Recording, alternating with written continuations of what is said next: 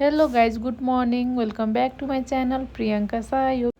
यो भिडियो चाहिँ बिहानको हो 7 बजे। आज चाहिँ म ढिलो उठेँ किनभने आज मलाई ढिलो काममा जानु थियो, त्यही भएर आज म चाहिँ ढिलो उठेँ। अनि आज फाइनली गाइज पानी चाहिँ परेको थिएन, उठ्दाखेरि घाम चाहिँ मजाले लागेको थियो।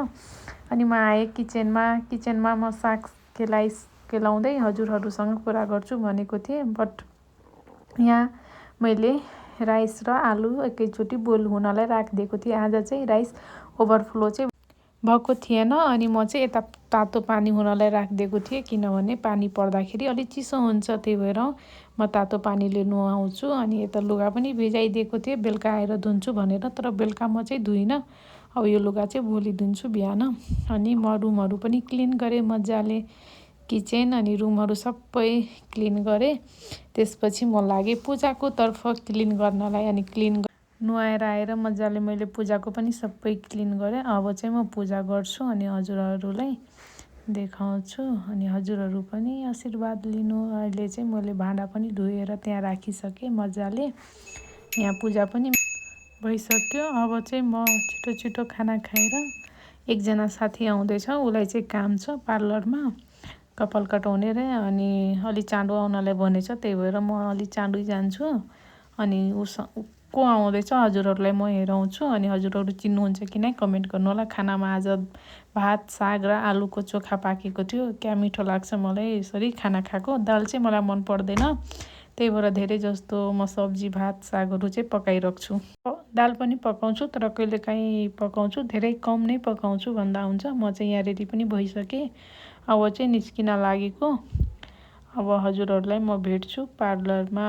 हस् गाइज, अब चाहिँ म जान लागेको।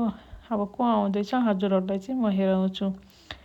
यहाँ पार्लर पनि आइसकेँ अनि आएको बेला सोचेँ म पनि थ्रेडिङ गरिहालौँ। थ्रेडिङ चाहिँ गरेँ, एकदमै दुखिरहेको आज चाहिँ एकदमै दुख्यो। अनि उसको चाहिँ हेयर कटिङको लागि बसाइसक्नु हो दिदीले, अनि हेयर कटिङ गर्दै हुनुहुन्छ। अब म लास्टमा तपाईँलाई हेराउँछु कस्तो गर्नुभयो। अहिले काटि नै राख्नुभएछ, म फोटो हालिदिन्छु कस्तो लाग्यो हजुरहरूलाई। अनि हजुरहरू पनि गर्न सक्नुहुन्छ। यहाँ यो दिदीले चाहिँ एकदमै मजाले गरिदिनुहुन्छ। यो चाहिँ फाइनल लुक हो हेयर कटिङको। उसको चाहिँ कपाल अलिक कर्ली रहेछ, त्यही भएर कुन कट हो त्यति मजाले हजुरहरूले चाहिँ थाहा पाउनु भएन होला, तर लेयर काटेको थियो। म चाहिँ काममा पुगेर कस्तो निन्द्रा लाग्दै थियो, अनि मैले चाहिँ कफी मगाएर खाएँ किनभने अब सुतेर त त्यहाँ भएन, त्यही भएर निन्द्रालाई त हराउनु पर्यो। अनि मैले चाहिँ कफी मगाएर खाएँ, ब्ल्याक कफी। अनि गुलियो चाहिँ मैले थोरै हालेको थिएँ, एउटा प्याकेट मात्र सुगरको। अनि मजाले घोलेर अनि म चाहिँ खान्छु। तपाईँहरू पनि खानुहुन्छ भने आउनु साथीहरू कफी खानलाई। म चाहिँ खान्छु। अनि गर्मी पनि यस्तै थियो आज, घाम लागेर। अनि म चाहिँ पङ्खाको हावा खाँदै कफी खाँदै मजाले इन्जोय गरेँ। अनि आज चाहिँ मेरो सामान पनि आयो। कहाँबाट आयो, कसले पठाइदिनु भयो हजुरहरू गेस गरेर मलाई भन्नु। अनि हेर्नु कति धेरै सामान चाहिँ पठाइदिनु भएको छ। आँप चाहिँ सक्न लाग्यो अलिअलि, अब चाहिँ छ। त्यही पनि कहाँबाट खोजेर पठाइदिनु भयो आँप। अनि के खानेकुराहरू छ त्यो सबै म हजुरहरूलाई हेराउँछु। अनि कहाँबाट आयो तपाईँहरू चाहिँ कमेन्ट गर्नु। यो के हो साथीहरू, यसको नाम पनि कमेन्ट गर्नु।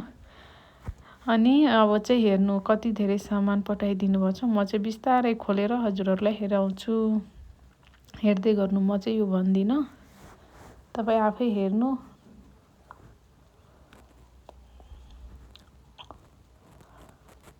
के छ तपाईँहरू चाहिँ कमेन्ट गर्नु।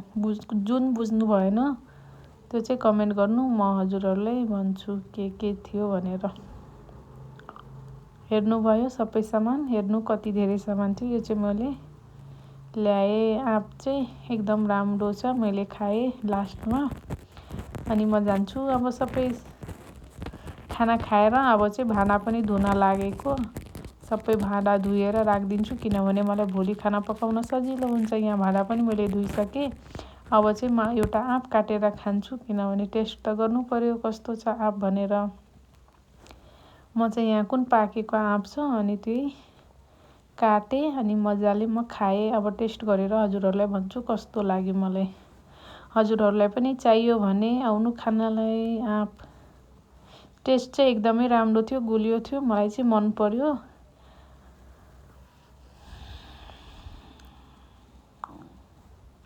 अब चाहिँ मेरो खाना खाएर सबै थोक काम गरेर म चाहिँ मेरो ओठ चाहिँ एकदमै ड्राई हुन्छ, जति जे केयर गरे पनि कहिले निको नहुने।